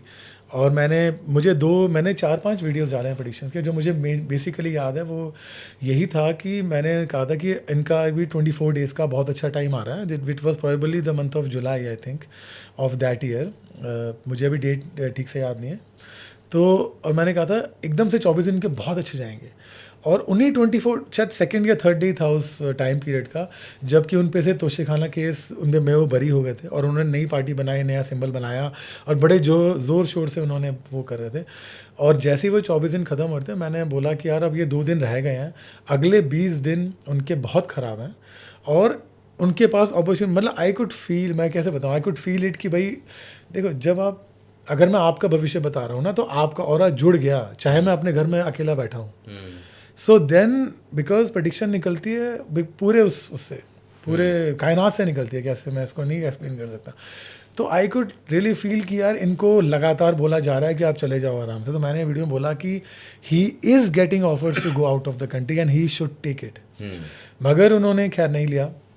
तो मैंने फिर ये प्रेडिक्शन डाली थी कि एग्जैक्ट डेट मैं अभी मुझे नहीं याद है, बट मेरे वीडियोस पे आप देख लेंगे, मैंने कहा था समवेयर कि भाई 20 जुलाई से आई थिंक 21 जुलाई से और 11 अगस्त के बीच में वो अरेस्ट हो जाएंगे या उससे भी बहुत बुरा हो जाएगा एंड ही शुड लीव। और फिर 5 अगस्त को वो अरेस्ट हो गए थे, जो आज तक वो अरेस्ट ही हैं, जेल में ही हैं, और 2-2.5 साल हो गए उस बात को। और मैंने फिर ये क्लेम करी थी कि भाई मैंने बहुत बार बोला और ऐसे करके ऐसा हुआ था। तो इसीलिए आई थिंक जो भी लोग, बहुत ही ऐसे लोग हैं इंडिया में बाई चांस अनफॉर्चुनेटली जिन्होंने कुछ नहीं भी किया है, फिर भी उनके पेरेंट्स, उनकी मदर, मैं नहीं आपको बता सकता, इट्स वेरी बहुत ही ख़राब लगता है जिनके फ़ोन आ जाते हैं कि भाई उन्हें बाहर निकालो and they really want it. तो इसमें प्रेडिक्शन, एस्ट्रोलॉजी बहुत काम आ जाती है कि तो मतलब मैं ये मान लूँ कि कोई व्यक्ति किसी अपराध में जेल में गया है या कोई व्यक्ति किसी अपराध में जेल में जाने वाला है, उसका ठीक ठीक प्रेडिक्शन आप कर सकते हैं, और किसी की जमानत नहीं हो रही, बार बार जमानत कैंसिल हो रही, तो आप ये बता सकते हैं कब जमानत होगी या क्या करने से उसकी जमानत हो सकती है। हाँ, इसमें 2 चीज़ें बहुत वर्क करेंगी कि वो, जैसे मैंने कहा ना कि टाइम पीरियड, जब मैं लॉटरी वाली बात हमने की थी कि भाई हमें ज़मानत इस डेट को, उसका डिसीजन होना चाहिए। आप अगर आप अच्छी डेट नहीं ले पा रहे हो तो फिर कोई फ़ायदा नहीं है। आप, जैसे अगर मैं किसी को बोलता हूँ कि आप 2 से 5 फरवरी के बीच में डेट ले लेना, अगर उस दिन आप ज़मानत अप्लाई कर सकते हो और अगर जज उसी टाइम रिजल्ट देगा तो ये है अगले महीने की कुछ डेट्स, इस तारीख को आप रिजल्ट लेके आओ। तो और ऐसा हुआ है, बिल्कुल हुआ है। अरे गजब, बहुत से लोग देख रहे होंगे जो आपसे फिर बोलेंगे कि भाई मुझे बताओ आप किस डेट पे मैं जाऊं, किस पे मैं अपने टेंडर डालूं, किस पे मैं अदालत में जा करके अपनी चीज़ों को वो करूं, किस समय मैं कोई फॉर्म भरूं, कब मैं अपने जीवन में बड़ा कर सकता हूं, वो डेट क्या हो सकती है। हाँ बिल्कुल, मतलब लोग ईयरली पैकेजेस मेरे से, जो लोग मल्टीपल बिजनेस में हैं नॉर्मली, कि जिनके 4-5 बिजनेस हैं, ये बॉम्बे में बहुत ऐसे लोग हैं, तो उनको ये होता है कि मैं राजमा में भी काम कर रहा हूँ पर मैं सोलर में भी काम कर रहा हूँ, तो कौन सा टाइम राजमा के लिए है, कौन से टेंडर, जैसे आपने बात की, तो इसमें वो टाइम पीरियड्स बहुत इंपॉर्टेंट हो जाते हैं कि कब कौन सा काम नहीं करना। इस बिज़नेस को भी आप थोड़ा सा लो प्रोफाइल में चलो और इसमें अभी आप राइज करो, और कौन सी डेट को अटेंड, ये सब बहुत इंपॉर्टेंट हो जाता है। क्या ऐसा होता है कि ग्रह नक्षत्र तो खुद ये काम करवा लेते हैं अगर आदमी नहीं भी करना चाहता है तो? देखिए, मेरे से आप पूछोगे तो मैं एक ही जवाब देता रहूँगा, और कुछ हो ही नहीं रहा ना। यही हो रहा है, सिर्फ ग्रह नक्षत्र ही करा रहे हैं और कुछ तो हो ही नहीं रहा। अगर किसी का सही काम बैठना होगा और उनका माइंड अभी नहीं चल रहा ठीक, तो वो मेरे पास या किसी भी जोशी के पास पहुंच जाएंगे या कोई ले जाएगा पकड़ के और वो बोल देगा इस तारीख को करना, ताकि वो उसका काम ठीक से हो जाए, क्योंकि वो तो होना निश्चित ही है। अब ईश्वर के पास तो हज़ारों तरीके हैं। भाई घर में कोई बोल दे अरे यार ऐसे करो, आज मत जाओ कल चले आना, वो वैसे भी हो जाएगा ठीक। अच्छा, एक सवाल मुझे वापस से उससे आया, डिजिटल करेंसी की बड़ी बातें हो रही हैं, क्या आपको लग रहा है कि 2026 में डिजिटल करेंसी डोमिनेट करेगी? क्या प्रभाव होंगे, क्या डेट हो सकती है, कुछ ऐसा है आइडिया? हाँ, मुझे ऐसा लगता है कि डिजिटल करेंसी जो इंडिया ने भी लॉन्च करी है उसमें तो आप डेफिनेटली काम कर सकते हैं। अच्छा, उसमें आप काम कर सकते हैं, बिकॉज वही अब जो कंट्री के साथ अच्छा होना निश्चित ही है, उसका तो डिजिटल करेंसी भी आप definitely you can work in it, और वो नहीं डाउन जाएगी, उसका ठीक रहेगा। अच्छा। मतलब मैं इंडिया की गारंटी ले सकता हूँ, इंडिया की डिजिटल डेफिनेटली काम करेगी। मतलब जैसा कि आप शुरू से बता रहे हैं कि इंडिया का टाइम तो बेहतरीन होने वाला है, बाकी चाहे लोग कटे मरे आपस में, हम पे प्रभाव पड़ेगा, लेकिन ऐसा नहीं प्रभाव पड़ेगा जिससे कि हमारी चीज़ें खत्म हो जाए। और मैं पेट्रियट हूँ पूरी तरह से, और मेरे को ये है कि भाई मैं यहाँ भी कहूँगा कि आपको क्रिप्टो में क्यों काम कर रहे हैं। आप, इंडिया की इतनी पॉपुलेशन है, इंडिया में अगर हर गांव से आदमी एक भी नोट खरीद लिया ना तो क्रिप्टो दिखाई नहीं देगी, इतनी पॉपुलेशन है। तो सही है। डिजिटल इंडिया, डिजिटल आप हमारी करेंसी बाय करो, उसमें खूब करो ट्रेडिंग। क्या है, अब हम लोग आते हैं थोड़ा सा, क्योंकि हमारी दोनों तरफ बात हो गई, स्टॉक मार्केट भी बात हो गई और ग्लोबल भी बात हो गई। अब हम आते हैं, आदमी ये सोचेगा कि कुछ मेरे मतलब की बात कर लो यार, देश दुनिया तो हमने समझ लिया, ये भी उनके मतलब की बात है कि कब खरीदें, कब बेचें, कब क्या करें। कोई व्यक्ति, जैसे आजकल लोग ट्रेडिंग में जा रहे हैं तो हर आदमी एक दूसरे को देख करके ऐप डाउनलोड कर लेता है, बैंक में अपने खाता खुलवा लेता है, शेयर मार्केट में काम करना शुरू कर देता है। तो किसी भी व्यक्ति की कुंडली देख करके आप ये बता सकते हैं कि उसको इस फील्ड में जाना चाहिए या कोई दूसरा बिजनेस करना चाहिए, इसमें जाएगा तो वो सफल होगा, या किस फील्ड में जाएगा तो वो सफल होगा? नहीं, ये तो एक मोस्ट इंपॉर्टेंट पॉइंट है, बिकॉज हर क्लाइंट ये पूछता है करियर का क्या। मैंने अभी एक वेबिनार भी किया था, उसका भी टॉपिक करियर ही था इनफैक्ट। तो ये बहुत ज़रूरी है कि आप अपनी पत्री के, देखिए मेरा काम क्या है, आपको ये बताना कि आपको करना क्या है, मेन तो यही है। अगर आप सही डायरेक्शन में हैं तो आपकी पत्री 200% रिजल्ट देगी, और रॉन्ग डायरेक्शन में है तो वो आपको माइनस में ही देगी रिजल्ट। लोग कहते हैं मेरा राजयोग चल रहा है, मेरा एक वीडियो है कि राजयोग पर, उसका मुझे नाम अभी ये नहीं है कि मतलब उसका पूरा वीडियो में यही सारी मैंने बात की है कि राजयोग चल रहा है पर कुछ नहीं हो रहा। मेरा एक वीडियो है कि बैड कुंडली मिलान गुड मैरिड लाइफ। आपको कितने लोग आप जानते हैं जिनके 28 गुण मिल रहे हैं, यूं डाइवोर्स हो रहा है, जिसके 14 गुण मिल रहे हैं, सिर्फ उनकी लाइफ ठीक चल रही है। तो द होल जो पूरा जो राज है ना, जो secret lies in the horoscope, कि आप सही डायरेक्शन में काम कर रहे हो कि नहीं। अगर वो डायरेक्शन, अगर कोई क्लाइंट आएगा मेरा कुछ नहीं हो रहा, मेरा देखो राजयोग चल रहा है, मुझे और ट्यूशन बता, तो मैं उन्हें बताऊंगा इसलिए नहीं चल रहा है क्योंकि आप गलत डायरेक्शन में कर रहे हैं। और वो गलत डायरेक्शन के ना बहुत सारे तरीके होते हैं, मतलब बहुत सारी उसकी, जैसे एक मैं एग्जांपल लेता हूँ, उससे काफ़ी बात क्लियर हो जाएगी लोगों को कि एक इंसान का बिजनेस चल नहीं रहा था, उसका डायरेक्शन भी ठीक था, सब ठीक है। फिर मैंने उनसे बोला कि यार आपका सूर्य बहुत स्ट्रांग है, आपके करियर में बैठा है, 9th सूर्य होता है पिताजी, आपका 9वां घर भी बहुत स्ट्रांग है, तो आपके पिताजी का भी क्या है। उन्होंने बोला कि यार मेरे पिताजी बहुत हाई पोस्ट पर है, मैं कब रिटायर होंगे, बोले 2 साल बाद। मैंने कहा या तो उनको बोलो कि अभी RS ले लें, अच्छा, क्योंकि जब तक पिताजी का बहुत अच्छा है तो उनका जब राजयोग खत्म होगा तभी आपका शुरू होगा। ऐसा होता है? ऐसा होता है, नहीं हर पत्री में नहीं, वो जब आप मुझे क्या ढूंढना है कि भाई सीक्रेट क्या है इसका, क्यों नहीं हो रहा है इनका काम। तो वो मैंने एनालाइज में कर पाया कि भाई पिताजी का राजयोग जब तक खत्म नहीं हुआ, क्योंकि पूरी पत्री जो है वो सूर्य से गवर्न हो रही है, सूर्य पिता का कारक होता है, और तो इनका इसलिए काम नहीं हो रहा क्योंकि पिताजी का नहीं हो रहा। तो फिर उन्होंने कहा कि नहीं वो तो गवर्नमेंट पोस्टें बहुत आई, तो मैंने कहा ऐसा करो आप 2 साल तक होमवर्क करो अपना, कि आगे आप कैसे इसको, आप एक लॉन्च पैड तैयार करो, 2 ही साल की बात है, लंबा टाइम भी नहीं है। और फिर जैसे उनकी रिटायरमेंट होगी, और उनकी रिटायरमेंट होने के 1 साल में आप समझो 10 साल कवर हो गए उनके। अच्छा, तो ऐसे बहुत सारी चीज़ें होती हैं कि आपको कि मतलब किस बिजनेस में जाना है, जॉब में जाना है, बिजनेस में जाना है, इंडिया में सेटल होना है कि बाहर होना है। तो आप इंडिया से बाहर जाने की कोशिश कर रहे हो, उसका कोई योग ही नहीं है, आप 4 साल से लगे हो इमिग्रेशन में होने। फिर ऐसे यही मेरा हमारा एस्ट्रोलॉजर का काम यही होना चाहिए हमेशा, कि ये ढूंढने की पत्री की चाबी है किधर, और फिर आपको बताएं कि भाई ऐसे आप करो, और एकदम से वही कुंडली बहुत अच्छा देना शुरू कर देगी। आजकल आप देखेंगे ना सोशल मीडिया पर, जैसे आप तो सोशल मीडिया से दूर थे, अब लोगों ने फोर्स किया, हम जैसे लोगों ने अप्रोच किया, तो आप आ रहे हैं मीडिया में। लेकिन आप देखते होंगे राहु और केतु के नाम पे लोगों को बड़ा भ्रमित किया जाता है, एक बड़े खतरनाक ग्रह हैं। शनि के नाम पे बहुत कुछ बेचा जा रहा है। आप इन ग्रहों को लेकर के क्या कहना चाहेंगे कि ये ग्रह कैसे हैं और ज़िंदगी में किस तरह का इम्पैक्ट डालते हैं? क्या सबके लिए ख़राब ही होते हैं या अलग अलग कुंडली के लिए अलग अलग होते हैं? राइट, तो देखिए मैं यहाँ पे पहले बताना चाहूँगा कि मैंने हर तरह का मिथ तोड़ने, अगर मैं पहुँच ही गया था, मुझे धक्का दे ही दिया था इस दुनिया में, तो मैंने ये सोच लिया था कि मैं एक भी वीडियो मैंने नहीं बनाया बिल्कुल फालतू की जो होते हैं कि भाई एरीज के साथ ऐसा होगा, ये कुछ भी नहीं। मैंने सिर्फ मिथ ब्रेकिंग मेरे वीडियोस हैं सारे। जैसे मैंने अभी कहा था कि राजयोग हो रहा है क्यों नहीं काम हो रहा, मेरा वीडियो है कि 7.5 के बेनिफिट्स क्या क्या हैं, 7.5 हमारी लाइफ में आई क्यों, भगवान हमसे क्या कहना चाहता है, उस पर एक वीडियो मैंने बनाया, लोगों को उससे बहुत हेल्प ऑलरेडी मिल जाएगी। उसके अलावा जैसे आपने सबसे पहले कहा राहु और केतु, तो देखिए हर ग्रह का ना अपना रोल है। यहाँ मैं बहुत क्लियरली बताता हूँ, राहु का रोल है टेक्नोलॉजी, फ्यूचर है राहु। ओके, तो भाई देखिए हम हो गए आध्यात्मिक कंट्री हो गए, भारत तो आध्यात्मिक केंद्र हो गया, मगर पैसा US के पास क्यों है? क्योंकि वो सिर्फ कैपिटलिस्ट है, उनको अध्यात्म में कोई मतलब नहीं है। तो और आजकल जो कलयुग क्या, काली का युग है, और राहु होता है एविएशन, टेक्नोलॉजी, अब AI का भी हो गया। तो जब 90s में 80s में जब कंप्यूटर साइंस का एकदम से बूम आया था, तो ये रिसर्च की गई कि अभी इसको ज्योतिष में कहाँ से देखें भाई, ये तो कभी था ही नहीं, ये तो 1000 साल पहले नहीं था। फिर ये देखा गया कि जिन लोगों की पत्री में राहु के तो बहुत अच्छे हैं, पर्टिकुलर राहु, वही सारे IT में जा रहे हैं। तो इस्टेब्लिश हो गया कि राहु इज़ अ कारक ऑफ टेक्नोलॉजी, IT। और फिर ये देखा गया कि जो भी फ्यूचर टेक्नोलॉजी आएगी, IT to AI to everything, वो राहु। तो इसीलिए राहु खराब अच्छा नहीं होता कुछ भी। देयर इज डिवाइन और anti divine, there is nothing like कि ये खराब है अच्छा।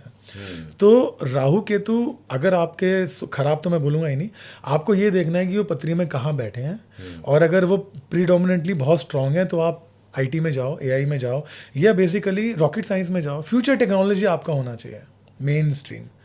आप प्लेन उड़ाओ, रॉकेट उड़ाओ, तो आप बहुत अच्छा कर पाओगे। Ketu on the same side is also very karmic and it is also the most mysterious planet. Ketu को समझना और बताना बहुत मुश्किल है। तो मगर मैं यहाँ बताना चाहूँगा कि केतु सुपर नेचुरल है, ज्योतिषी बनो, आप हीलर बनो, आप 1000 पौराणिक हीलिंग है, रेकी है, आप किसी भी ज्योतिषी है, आपका टैरो रीडिंग है, प्राणी डिस्टेंस हीलिंग है। आप हीलर बन जाओ, आप भविष्यवक्ता बन जाओ, आप हर वो चीज़ करो जिसका कोई प्रूफ नहीं है, उसका कोई प्रूफ नहीं है। ये होता है भाई, एक कुंडली देख के मैं भविष्य बता रहा हूँ ऐसा हो रहा है, आप इसका प्रूफ ढूंढने जाओगे तो आप कहाँ जाओगे? मैंने दिमाग से अपने घर में बैठ के आपको हील कर दिया, इसका क्या प्रूफ ढूंढोगे आप? मगर ऐसा होता है। तो हर चीज़ जो कि जिसको जस्टिफाई नहीं कर सकते, उसका कोई प्रूफ नहीं है, उन सारे करियर में आप जाओ। लैंग्वेजेस में जाओ, Ketu is master of languages.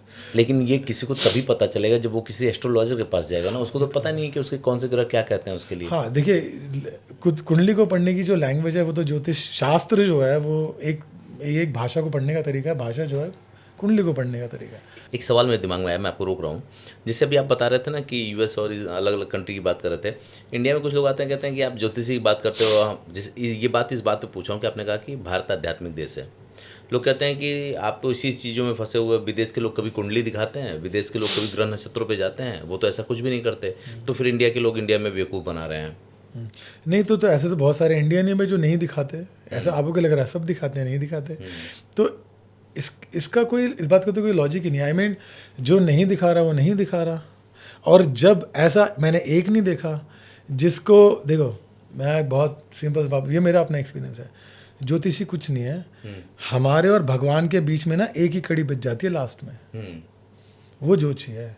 जब इंसान पूरी तरह से हताश परेशान, किसी का भगवान ना करे कोई हॉस्पिटल पहुंच गया, एक्सीडेंट हो गया, अब लग रहा है नहीं रहेगा, मान लीजिए एक बार को, या बिजनेस में बर्बाद हो गए, 10 करोड़ का लोन हो गया, अब लग रहा है क्या करूं, आत्महत्या कर लूं, वो अब भगवान की जब पूजा शुरू करता है उस दिन, उससे पहले तो भगवान की याद आती नहीं। जिस दिन वो ईश्वर को याद करना शुरू करता है कि भगवान बचा लो, तब वो किसी को फ़ोन करता है, यार कोई ज्योतिषी है।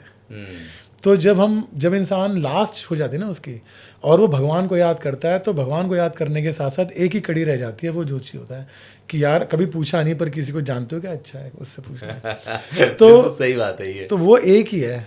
हॉस्पिटल में अगर मंदिर है तो हॉस्पिटल के बाहर ही आपको मिल जाएगा आदमी, यार वो फ़ोन करके उनसे जाओ, मिल के आओ। तो मैं सिर्फ ये कहना चाहता हूँ, इस बात को कहने का मकसद ये था कि जो सक्सेसफुल है वो कभी नहीं मानेंगे, जो ज्योतिषियों के पास जाते हैं और फिर सक्सेस कर गए वो भी नहीं मानते कि मैं जोशी बात गया था। तो that is a separate issue कि आप नहीं जाते। मगर ऐसा मैंने नहीं देखा जो इंसान फेल हो गया बहुत ज़्यादा और उसने ये ना कहा हो कि यार किसी को जानते हो, या अगर किसी दोस्त ने बोल दिया, एक दोस्त ने आपको 20 साल बोला यार जोशी से मिले, यार मेरे पास टाइम नहीं है, पर उस दिन बोला, उसने कहा यार ऐसा मिलवाई दो। तो ना मिलना इज़ योर ओन, आपकी मर्जी है। मैं इसको और जस्टिफाई कर दूँ, मैं पॉलिटिकल पार्टियों में बड़ा करीब रहा हूँ। इस समय सेंटर में जो सरकार है उस पार्टी का को भी मैंने कवर किया, मेरी बीट थी जब मैं न्यूज़ चैनल में था। और मैंने देखा कि ये बड़े बड़े नेता, बड़े बड़े जो बिजनेसमैन हैं, बड़े बड़े जो एक्टर हैं, क्योंकि बॉलीवुड में इस समय हम खुद काम कर रहे हैं, ये लोग बिना शुभ मुहूर्त के, बिना दिखाए, बिना पूजा पाठ कराए कुछ नहीं करते। आपने देखा होगा कि फाइटर जेट भी जब इंडिया में आई थी तो उसके नीचे नींबू और मिर्च रखी गई थी। बिल्कुल। तो ये बात बिल्कुल सही है, लेकिन क्या है ना कि कुछ लोगों ने अपने धर्म, अपनी चीज़ों के खिलाफ ही प्रचार किया, उन लोगों ने इस तरह के तर्क गढ़े हैं। सर, आपने देश दुनिया तो खूब घुमा होगा, कई कंट्री घुमा है। जिन देशों की आपने बात किया, जिस पे आप प्रेडिक्शन कर रहे हैं, उसकी भी आपने यात्रा की है। आप टेक्नोलॉजी की बात कर रहे थे, हाईटेक होने की बात कर रहे थे, वो सब भी आपने देश से बाहर जाकर के देखा है। लेकिन उसी दुनिया के लोग एक शोध करने के लिए हिंदुस्तान में आते हैं कि ये स्पिरिचुअल कंट्री कैसे है, ये इतनी ताकतवर कैसे है, योग से लेकर आयुर्वेद तक, एस्ट्रोलॉजी से लेकर तमाम अलग अलग विधाओं तक, ये कैसे देश लेकर के चलता है। और हमारे ही देश के लोग इसकी बेइज्जती करते हैं। जब आप इंडिया में होते हैं और जब इंडिया से बाहर होते हैं तो कैसा फील होता है आपको, कैसे देखते हैं आप इसको? मतलब देखिए, मुझे तो एक्चुअली नॉर्मली काफ़ी पॉजिटिव फीलिंग आई है, बिकॉज पिछले कुछ सालों में जैसे योग है, जिसको अब योगा कहते हैं, योगा मैं नहीं बोलता, योगी बोलता हूँ, जो आसन है हमारे, बिकॉज वो एक अमेरिकन हो गया ना ये लगा के। तो ये है कि जब मैं बाहर जाता हूँ तो अब धीरे धीरे लोगों को वर्ल्ड वाइड ये समझ में आ गया है कि हमारी country one of the most respected country है। बिकॉज यहाँ से जो भी चीज़ आ रही है, हम कितना भी हंस लें, मगर जब वो हमने उसको अपनाया तो हमें लगा इसके ऊपर कुछ भी नहीं है। तो चाहे वो योगासन हो, चाहे वो हमारी आध्यात्मिक हो, जैसे कि ये तो बहुत ही रील्स मैंने देखी हैं कि चाहे वो स्टीव जॉब्स हों, चाहे वो गूगल हो, वो सब नीम करोली बाबा के पास होके आ रहे हैं। बिल्कुल। तो फिर हमारे बिजनेस खड़ा कर रहे हैं। वो तो ये है कि क्योंकि वो एक कैपिटलिस्टिक दुनिया से हैं, तो उनको लगता है बस आशीर्वाद मिल जाए, पैसे कमा लो। मगर जितने नागा साधु यहाँ पे हैं, जितने अभी महाकुंभ में आए थे, तो ये तो आध्यात्मिक केंद्र है और रहेगा। और सिर्फ वही लोग, देखिए एक ना बड़ी सीधी सीधी बात है, हम लोग सोचते हैं जो पागल खाने में है वो पागल है, वो सोचता है हम पागल है ना, वही वाली बात है। तो जो लोग दूर से देख के कुछ भी सोचे, डजेंट मैटर, जो आके देख गए वो यहीं के हो गए। हाँ, अरे भाई ये जमाना तो आज है ना, जब ओशो हुआ करते थे, स्वामी विवेकानंद हुआ करते थे, तब डिजिटल दुनिया थोड़ी थी। हाँ? पूरी दुनिया में उन्होंने इकबाल बुलंद किए, पूरी दुनिया उनके फॉलोअर्स बनी। वो तो निकले तो भारत से ही ना। बिल्कुल। अरे एक बहुत ही विवादित बात यहाँ पे बोलूँगा, जो लोगों के लिए विवादित है तो सत्य ही, मगर कि जीसस क्राइस्ट, ये बात बहुत अच्छी तरह प्रूव्ड है कि जीसस क्राइस्ट 14 ईयर्स के लिए भारत आए थे। अब ये नहीं है कि मैं उठाए कुछ बोल रहा हूँ, आप गूगल पे सर्च करो, आपको बहुत कुछ मिलेगा इस बारे में। और वो यहाँ पे जो उन्होंने आध्यात्म सीखा, उसके बाद जब वो वापस गए तो भी वो इतने आध्यात्मिक बन के गए थे कि जो उनके साथ जो हुआ, फिर आगे जो सब कुछ हुआ, कि उनका देहांत हुआ और वो दोबारा हो गए, इसको आप गूगल कीजिए। ये बात इतनी कॉन्ट्रोवर्शियल है कि ये यूट्यूब पे भी उसको नहीं बोला जा सकता या कुछ भी, मगर ये है सत्य। मैं ये नहीं कह रहा कि सारे लोग भारत से हो, मैं ये बोलना चाह रहा हूँ कि हमारा देश तो मतलब सबसे अध्यात्म से इससे ऊपर कभी कुछ रहा नहीं, और जो इसको अभी समझ रहे हैं वो ओके हैं, जो नहीं समझ पा रहे वो वो सिर्फ क्योंकि वो समझना नहीं चाहते इसलिए। तो इस बारे में कभी सोचना नहीं चाहिए। मजेदार बात क्या है ना सर, कि हमारे देश के लोगों ने ना अपनी चीज़ों की बड़ी उपेक्षा की है। जो हमारे पास रहा है उसकी कीमत नहीं समझते हैं। वो योग रहा हो, आयुर्वेद रहा हो, या और भी जो रेकी जैसे ध्यान की विधा जो है, जब विदेशियों ने ध्यान को मेडिटेशन बना करके बेचा तो इंडिया के लोगों ने अपनाना शुरू किया। योग को योगा बना के बेचा तो उन्होंने अपनाना शुरू किया। या आयुर्वेद को जब वो अपनी तरह से दूसरी चीज़ों में जड़ी बूटियाँ हर्बल बना के बेचा तो उन्होंने इंडिया के लोगों ने अपनाना शुरू किया। ये इंडिया का एक बहुत बड़ा, आप ये कहिए कि दुर्भाग्य रहा है, यहाँ के लोगों का दुर्भाग्य रहा है कि यहीं के लोग इसके साथ षड्यंत्र करते रहे हैं। लेकिन एक, हाँ आप कुछ कर रहे थे? हाँ मतलब देखिए, मैंने इस बारे में बहुत सोचा है, मैं भारत के बारे में बहुत सोचा लाइफ में। तो मैं आपकी बात मानता हूँ, पर आधी मुझे ऐसा लगता है कि इतनी गलती नहीं है हमारे देश के लोगों की। मैं युवा पीढ़ी से तो बहुत ज़्यादा एक्सपेक्ट कर रहा हूँ आज की डेट में।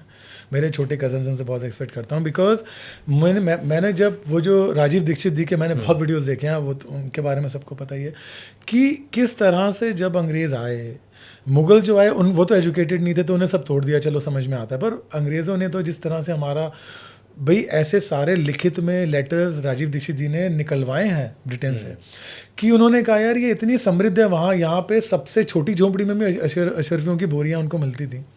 और पूरा अध्यात्म जो आज हमें पता भी नहीं है कि अध्यात्म था किस लेवल पे, कि भाई अगर आज जो लोग योग करते हैं उनको पता है कि सुबह 3 से 5 भगवान बात करते हैं इंसान से, तो ये बात तो गायब कर दी ना उन्होंने कहा कि अगर इस देश को बर्बाद करना तो गुरुकुल सिस्टम तोड़ दो इसको।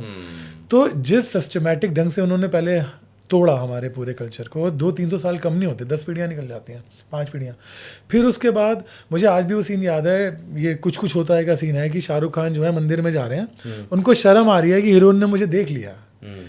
भाई उससे तुम बेहतर हुए 20 साल में कि आदमी मंदिर जाते हुए शर्म आते थे, किसी को पता, मतलब यू कैनॉट इमेजिन किस तरह तोड़ा उन्होंने, आत्मा तक तोड़ दिया हमारा। जबकि जो सबसे ऊपर क्या है, आध्यात्म से ऊपर कुछ नहीं है। हाँ। भाई हम सब यहाँ क्यों पैदा हुए हैं, हमारा जन्म हुआ है कि हम ईश्वर को खोज लें अपने अंदर, और दूसरा काम तो कोई करने नहीं आया, पॉडकास्ट तो करने नहीं आया था डेफिनेटली, ठीक है। तो उस सब के साथ उस लेवल तक अपने आप को डाउन, हमारी आत्मा तक लगे कि हम बहुत ही डाउन है, शून्य है, हम कुछ नहीं है। तो ये जो सिस्टमेटिकली तोड़ा गया है, उसकी वजह से हमें लगा कि भाई मंदिर जहाँ जो सब कुछ है वहीं पर जाना भी शर्म की बात बनवा दी उन्होंने। तो इतना ख़राब हो गया तो शायद नहीं लोग उससे उभर पाए जल्दी। पर मुझे लगता है जिस तरह महाकुंभ हुआ इस बार, जिस तरह से हमें पता चलना, अभी बहुत सारे लोग हैं जो कि भारत की अब प्रशंसा करते हैं, और थोड़ा और योग बढ़ेगा तो मैं श्योर हूँ कि हम लोग उन्हीं बुलंदियों पे दोबारा जाएंगे, और चीज़ें शुरू हो गई हैं। मुझे लगता है कि भारत की सरकार ने भी उसको आगे नहीं बढ़ने दिया, और 70 साल हमें उसको, और उन्होंने वही काम किया। यही सत्य है कि उन्होंने, मुझे लगा इतना कंट्रोवर्शियल फिर ना हो जाएगा, कि सरकार ने कहा कि हम इन्हें नहीं, मतलब हम तो अब जाके आज़ाद हुए ना, 10 साल पहले आध्यात्मिक तो तब हुआ। भाई बाबा रामदेव को तो मार ही देते वो, उनको तो भागना पड़ा, यही हुआ ना। तो वो तो जिस कार्यकाल में, तो मैं ये कहना चाहता हूँ कि गुलामी से आज़ाद हुए, मगर फिर भी एक तरीके से इनको दबाया ही गया। मानसिक गुलामी तो बनी ही, मानसिक गुलामी बनी रही, और जो लोग उभरने लगे उनको उभरने नहीं दिया। तो अब जब हम पूरी तरह से, 10-15 साल ही हुए और कितना डिफरेंस आ गया है, कितना डिफरेंस आ गया है, अनबिलीवेबल है। अगर हम इसके पॉजिटिव्स देखें, अनबिलीवेबल है। तो और अब ये बढ़ेगा, बिकॉज मैं नहीं देख रहा एज एन एस्ट्रोलॉजर आने वाले बहुत ही साल में कि बीजेपी पावर में ना हो। मुझे नहीं दिखाई दे रहा ऐसा कुछ भी, तो इसीलिए ये अब और आगे हो जाएगा, बहुत अच्छा। कभी डर नहीं लगता कि आपने इतना बनाया नाम और इतने लोग आपको फॉलो करते हैं, कोई प्रेडिक्शन गलत हो गई तो लोग क्या अभी तक तो सब कुछ सही होता आ रहा है, लेकिन कभी कुछ गलत हो गई तो लोग क्या कहेंगे? नहीं, देखिए इसका जवाब थोड़ा सा लंबा है, मगर हाँ। देखिए मैं 24 का था जब मैं एस्ट्रोलॉजी में आया या लाया गया भगवान के थ्रू, तो वो उम्र बहुत कम होती है। तो मैंने ऐसे मान नहीं लिया है ज्योतिष को, मैंने ज्योतिष सीखा, मैं प्रेडिक्शंस की, मगर मैंने 6-7 साल अच्छी लड़ाई करी है, बहुत अच्छी ज्योतिष शास्त्र से। मैंने खराब युगों में अपने काम अकम्प्लिश कर मैंने बहुत ही कुछ किया है, क्योंकि वो एज ही ऐसी होती है। आप कैसे मान लोगे 24 साल का इंसान कि मैं रुकूंगा, मैं ये नहीं करूँगा जो मुझे करना, आप करोगे। तो मुझे बहुत ही घोट घोट के सिखाया ज्योतिष ने कि भाई मैं जिस दिन आप पैदा हो गए थे ना, तो ये अब होगा, ये रुक नहीं सकता। तो मेरी सोच ये भी हो गई कि यार मैं प्रेडिक्ट कर रहा हूँ, ये तो निश्चित है मैंने किस दिन तक फेमस रहना है। अगर ऊपर वाले ने लिखा होगा या मेरे ग्रहों ने में लिखा है, ऊपर वाला ग्रह एक ही बात है, कुंडली इज गॉड, कि भाई इस तारीख तक आप जो कहोगे सच होगा, अगले दिन से नहीं होगा ना तो मैं कुछ कर नहीं सकता उसका।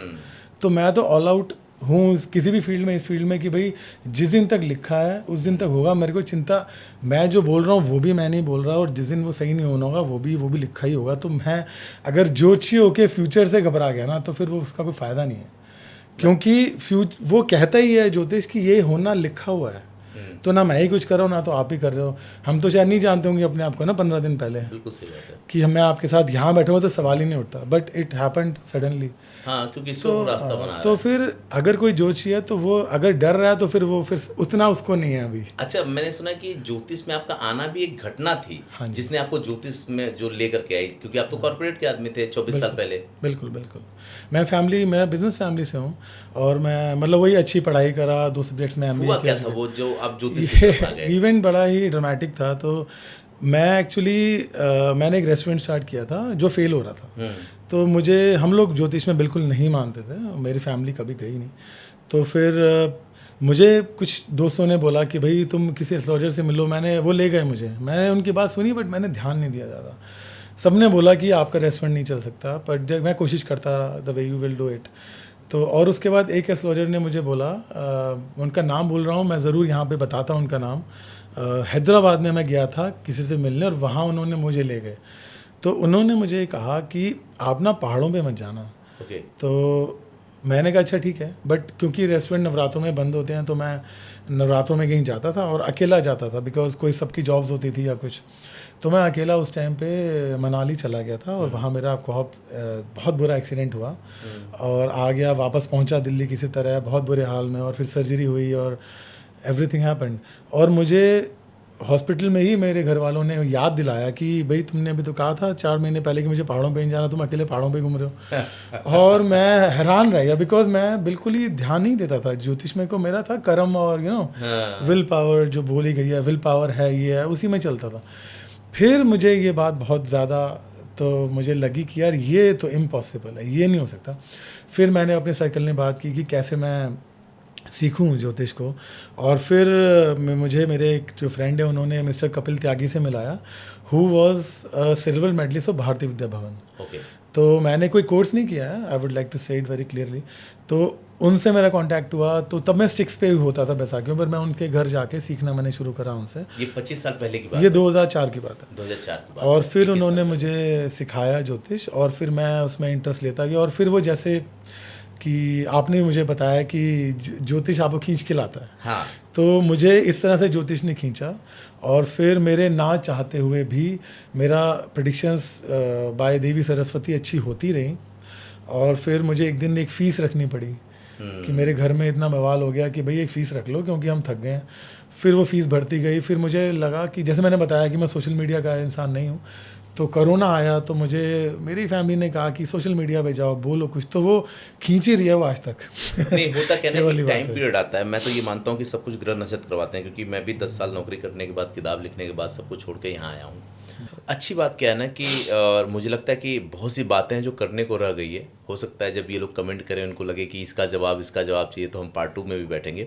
लेकिन मैं इसी से इसको क्लोजिंग करूँगा कि अच्छी बात यह है कि इस माध्यम ने हमारी जो पुरानी आध्यात्मिक चीज़ें थी वो उभर के आ रही है। नए नए जो लोग हैं, नए नए मैं जो कहूँगा जो लड़के हैं 20 साल 22 साल के, वो भी अपने उन पद्धतियों को अपना रहे हैं, अपने उस अध्यात्म की रास्ते को अपना रहे हैं, चाहे वो कृष्ण मार्ग हो या राम जी का मार्ग हो या और जो भी मार्ग हैं, जितने भी भक्ति के मार्ग हैं वो उसको अपना रहे हैं और आगे जा रहे हैं। और मज़ेदार बात, आपको मौका मिला, आपने पूरी दुनिया घूमा, ऐसे बहुत से लोग हैं जब वो देश से बाहर जाते हैं तो सही मामले में उनको अपने देश का ये आभास होता है, अपने देश पे ये गर्व होता है, उनको ये पता चलता है कि उनका देश जो है वो है क्या चीज़, जब वो हिंदुस्तान से बाहर जाते हैं और वो बताते हैं कि वो एक हिंदुस्तानी है।